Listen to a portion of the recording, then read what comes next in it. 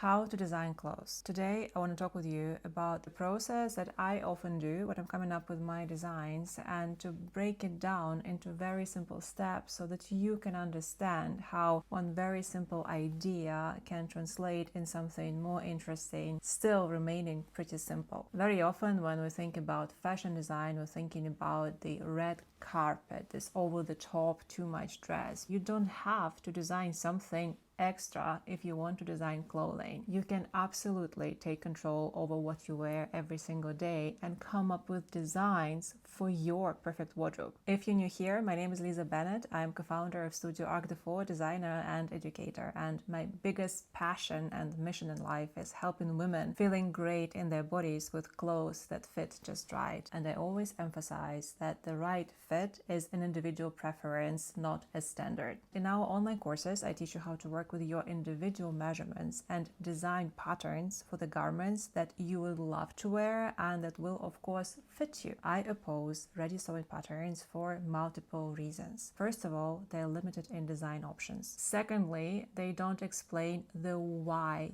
behind the pattern. They just give you a set of instructions, and if you only follow instructions without actually understanding why this or that line is here or there, you can't truly bring your personality into design because you're just copying what's already there. Then of course, same way as ready clothes, ready-made patterns come with standard sizes, and if your body is not a standard in any way, for example, you are in between 2 or 3 measurements, or maybe you have some specific imperfections, of course you wouldn't fit those patterns because they were not designed to fit you. They were designed for a standard, for a mannequin. And most importantly, a ready pattern robs you from the most interesting part of clothes making: concept development, coming up with ideas, figuring out what is it that you really want to make and ultimately wear. And today I want to show you how you can push your design ideas using your individual blocks. If you don't know what these are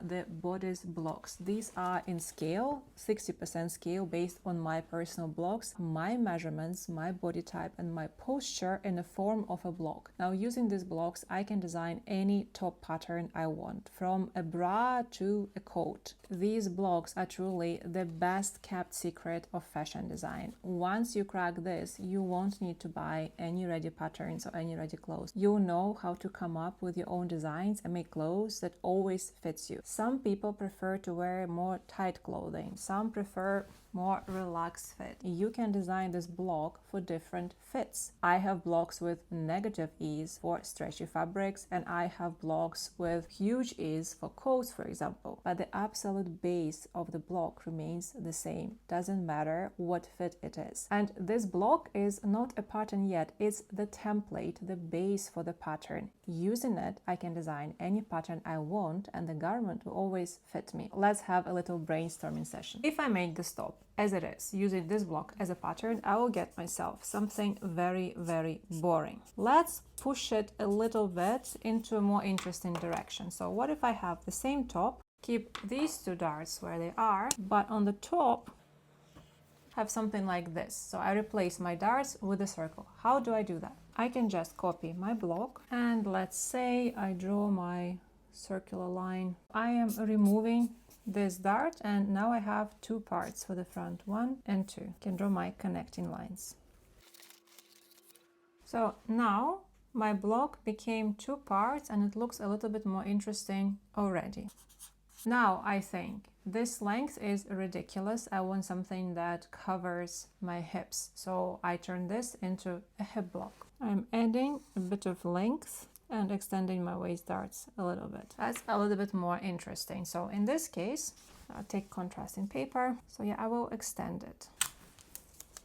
Here is my original waistline, the side seam, and for example, till here. And another thing, what you usually do, you extend the dart and you make it half the size to make sure that it fits nicely around your waist and doesn't gather too much. Maybe something like this.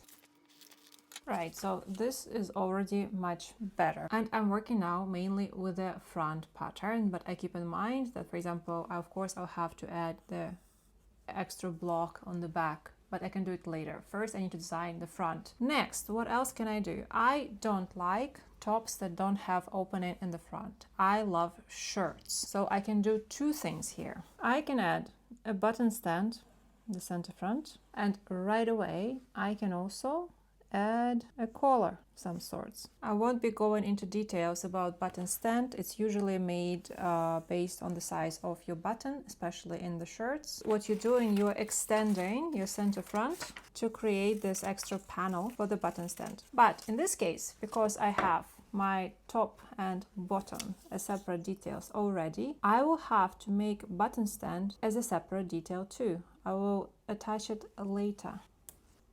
Right, so that's the top and the button stand. And to design the collar, I will need to measure the length of my neckline and then decide what collar I want to make. Probably the classic one with a stand. This won't be in proportion, okay? This is just for the demonstration purposes. For example, that's the stand and that's the fall. That is getting better. That's already nice. What else can I do? Well, I have this separate detail. Why don't I make it a little bit more interesting? For example, I can pleat it.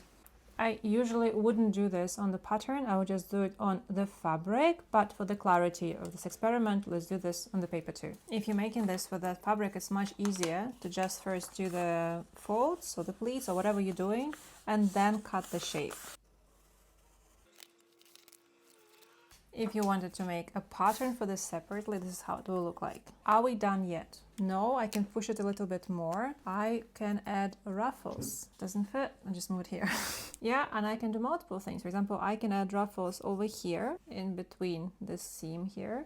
I could also add ruffles to the armhole. And you can decide how you make ruffles, but they could be just very long strips of fabric gathered together, inserted in between the details. And then it comes to the question what you do on the back, because on the back you can also extend the ruffles. Obviously the back will also have to be longer. So, and what I could do, I could make my back out of two pieces too by connecting the darts.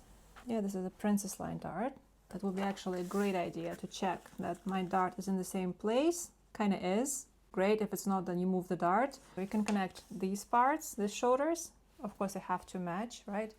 And you can connect these shoulders and you can insert the ruffle that goes both in the front and ends somewhere in the back, for example. Why not?